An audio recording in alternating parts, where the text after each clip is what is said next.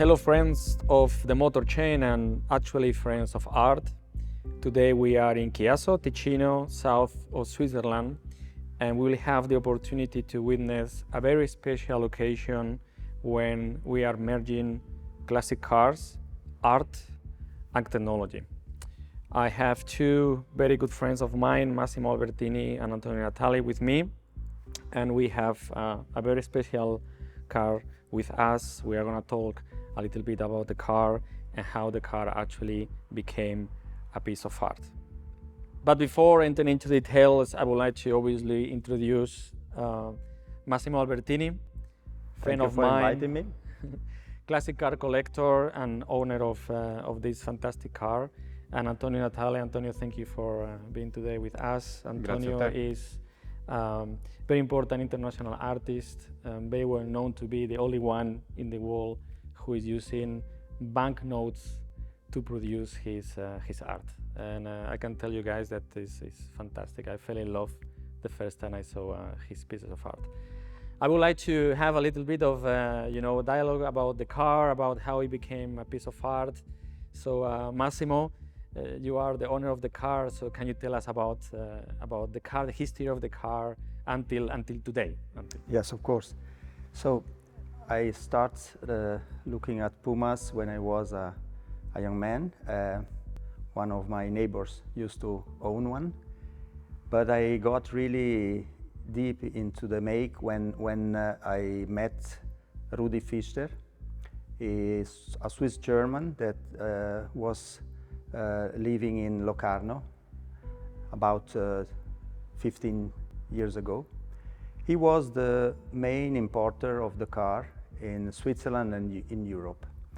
So the Puma make is a Brazilian make, and Rudi Fischer was traveling in Brazil at that time, and he met the engineers and the owner, Gennaro Malzoni, of the Puma work.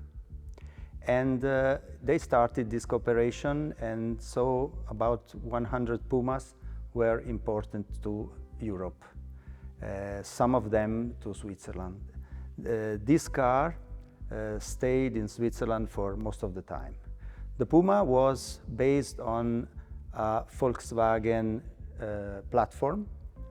They used to cut the platform 25 centimeters to shorten the chassis, and they built over the chassis a fiberglass body, which is very strong indeed, and they tuned a bit the engine to get some more horsepower. Sporting. Mm-hmm. They used to inspire the design to the Italians Gran Turismo, so Ferrari, Lamborghini, and other makes. Gennaro Malzoni was Brazilian, but of course the name tells you that he was coming from Italy, or at least his parents were coming from Italy.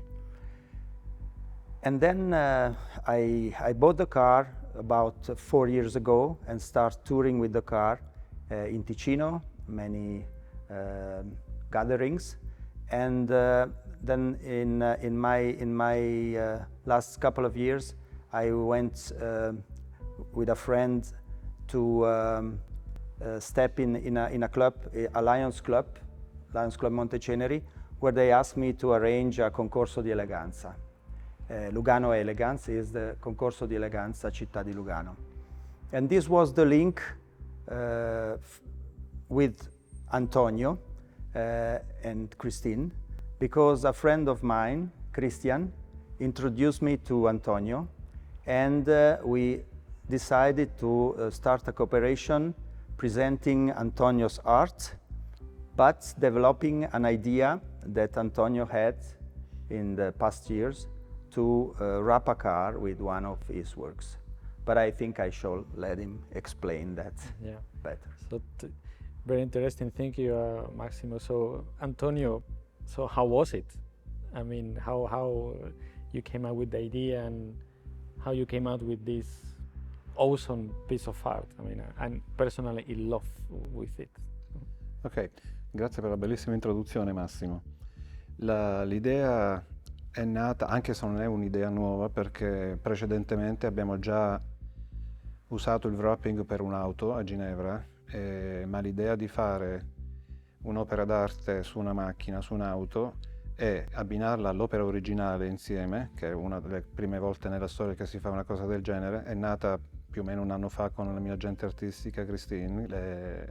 Avevamo questa idea buttata così come idea, semplicemente un'idea. E poi, come diceva Massimo, tramite un nostro amico in comune, Christian, che ci ha portati qui in Ticino, abbiamo avuto modo di conoscere Massimo e lui gentilmente ha messo a disposizione la Puma. Infatti la prima volta che ho visto quest'auto era per me ero entusiasta perché riuscivo a rendere concreta già l'idea che avevo nella mia testa.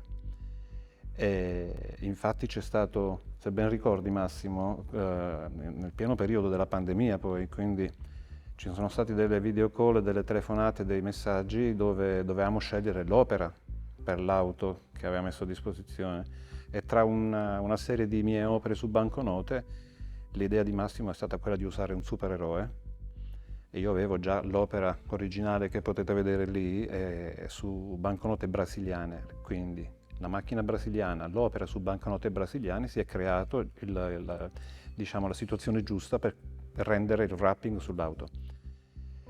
E il tutto è nato così, da una piccola scommessa, si è concretizzata l'idea, e la prima volta che è stata esposta insieme all'opera originale al concorso d'eleganza a Lugano, al centro della Piazza della Riforma, una giornata meravigliosa perché la gente ha potuto vedere finalmente l'opera finita. Del resto anch'io, perché l'opera è stata realizzata da Luton a Ginevra, e quindi l'ho vista per la prima volta esposta lì a Piazza della Riforma a Lugano. E quest'opera, insieme all'auto, verrà in seguito battuta all'asta, ed è la prima volta che viene battuta all'asta sia l'opera originale che l'opera sull'auto, quindi sono due opere d'arte insieme che verranno messe all'asta, e il ricavato andrà a una fondazione che è Research for Life, che si occupano di trovare cure contro il cancro. Bello. Questo, diciamo, è riguardo la parte dell'auto e della nostra amicizia che è nata appunto attorno alla Puma, che poi peraltro mi ha incuriosito anche la sua storia, la storia della Puma, di come è nata, perché sinceramente non la conoscevo come auto. E quando ho sentito Massimo che mi ha spiegato cos'era, come è nata e il tutto, infatti il discorso che ho fatto prima, per me è stato un qualcosa di più per creare il wrapping sull'auto e renderla unica e renderla, dico, immortale. Bello, bello. And actually, I like what you mentioned the immortal thing, no? Because this is, I had the pleasure to document the history of the car, to help Yes. Massimo documenting the history of this car in March Yes. this year. We spent very nice 2 days documenting the whole collection of Massimo. The Puma was there, and then I knew that, you know, you guys were talking and you were doing this piece of art, and then it's a unique opportunity. Now Antonio is part of the history of the car, and then we had to document, you know, this important milestone in the history of the car, in the motor chain.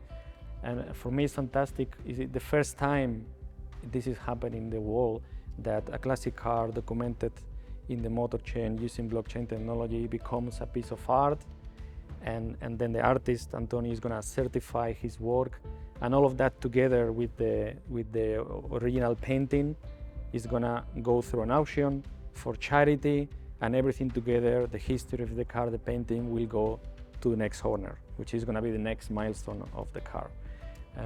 I'm very grateful, okay, that you guys met, that the car is documented in the motor chain, and we are together participating on the history of this car that will stay in, like you say, immortal for the rest of his life. So thank you very much, guys. I really appreciate your time, Antonio, your art. Looking forward to see the car and the painting hitting the block of the auction. I'm pretty sure there will be a lot of noise and nice biddings, that will go to charity, and I'm very grateful and happy that the motor chain can participate in this fantastic event. And I'll be happy to hand over the car to another collectionist who will take care of this special, very, very special car.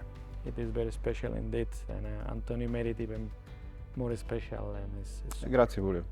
Grazie Antonio. Massimo, ci vediamo in la opzione, sì? Volentieri. Buonasera, ciao. Ciao guys.